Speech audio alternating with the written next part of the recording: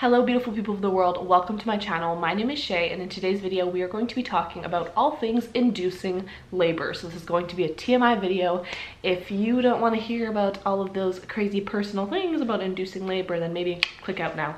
Anyways, let's continue. So currently I'm actually overdue. I'm past my due date. Frustrating. If you have been in that situation, I sympathize with you because you know how I'm feeling right now.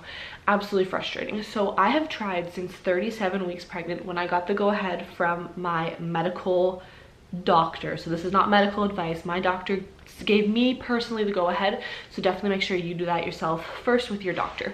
So at 37 weeks I got the go-ahead to start naturally inducing my labor, and essentially that was to avoid a medical induction. And at this point I have a medical induction scheduled for 1 week from today, so let's hope I can naturally induce this labor. With my first pregnancy I had my daughter on her due date, so I've never been this pregnant before, and now I'm really looking back into my older videos that I filmed about inducing labor naturally to figure out what's going to work best for this baby.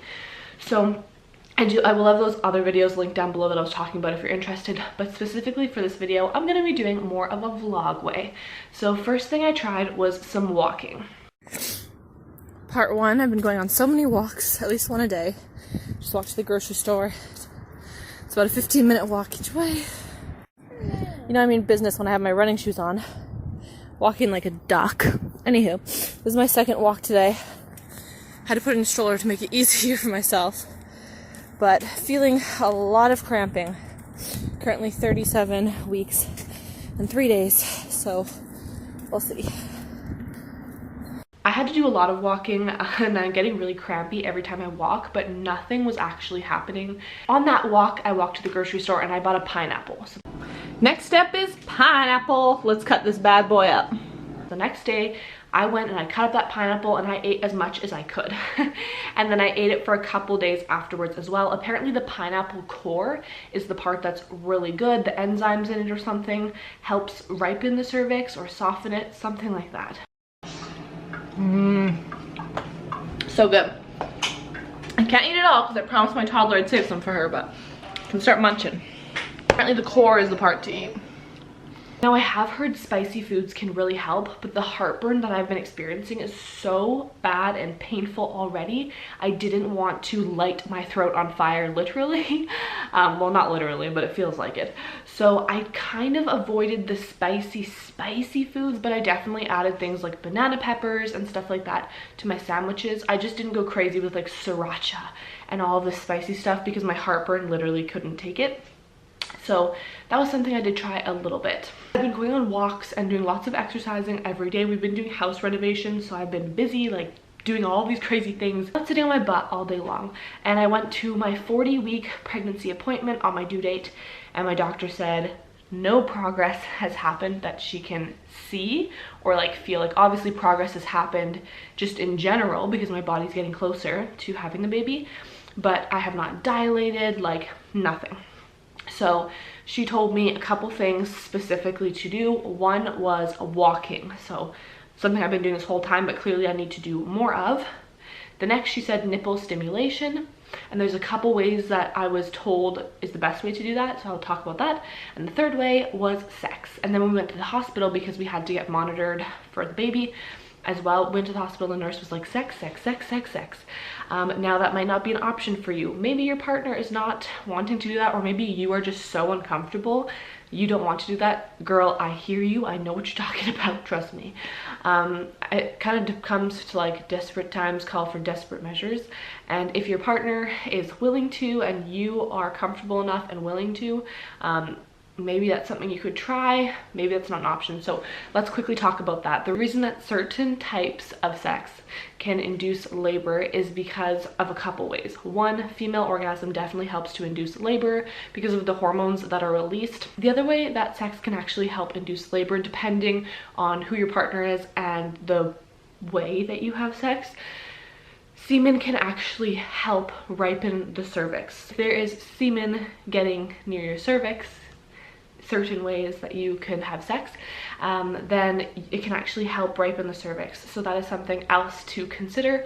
But of course it depends on your partner if you're able to do that and if that's an option, and the way that you are having sex, because obviously there are many different ways, but you want the semen to get near your cervix. So see what I'm saying there? Anyways, that might not be an option for you. So let's talk about the other options. Nipple stimulation. Something I was suggested, a couple things. One of them was actually like, I will try to put a picture here if I can find like a cartoon picture of it, but like they said tweaking your nipples. Now that just sounds so painful to me because they're sensitive right now. So that was like a no-go. Another way was taking your palm and like rubbing kind of thing against your nipples, and then the nurse actually suggested that I tried pumping. Now personally, I really don't want to do that just because I don't know, the colostrum and stuff, I just want there to be as much for the baby as possible. But the nurse definitely said pumping can help as well, and hand expressing milk if you're able to. So a couple options I wanted to give to you in case that was an option that would work for you. And then walking was... That's a pretty big leg to walk around. Just don't induce labor. There are stairs. We could do some stairs over there. Are you gonna go do stairs? Of course. Okay. Someone's got to pick you up when you get to the top. Yeah. This actually is like holding my belly up, which is kind of helpful. Anyway. That's what my belt does. Okay. Now some stairs. Definitely did, as you just saw. I was doing crazy stairs. I was doing just like walking around lakes and everything. I would suggest definitely walking with any type of like partner or friend or family, like someone with you, the buddy system, because if something happens or you feel unwell while you're walking or doing those stairs, you don't want to be by yourself, especially if you are overdue in your pregnancy or something, then you have to drive yourself to the hospital. So definitely make sure you have a buddy to go with you, but I wanted to mention that as well. So those are the things that I have been trying. I do not have a yoga ball or birthing ball this time around. I really wanted to try that out, but unfortunately we are in lockdown and it's not really a situation that I can help right now. So this pregnancy I wasn't able to use a yoga ball, but that's definitely something that I've heard helps a lot with just bringing the baby down with the bouncing movements and things like that. And like I said in my other videos, I do talk about that more and show you a little bit more into depth. So I will link those down below. Hopefully your baby is on the way so soon. I know it can be absolutely exhausting. Another thing I wanted to mention that I personally haven't done a video on, but something that I did try, there are a couple of like meditation or like yoga moves.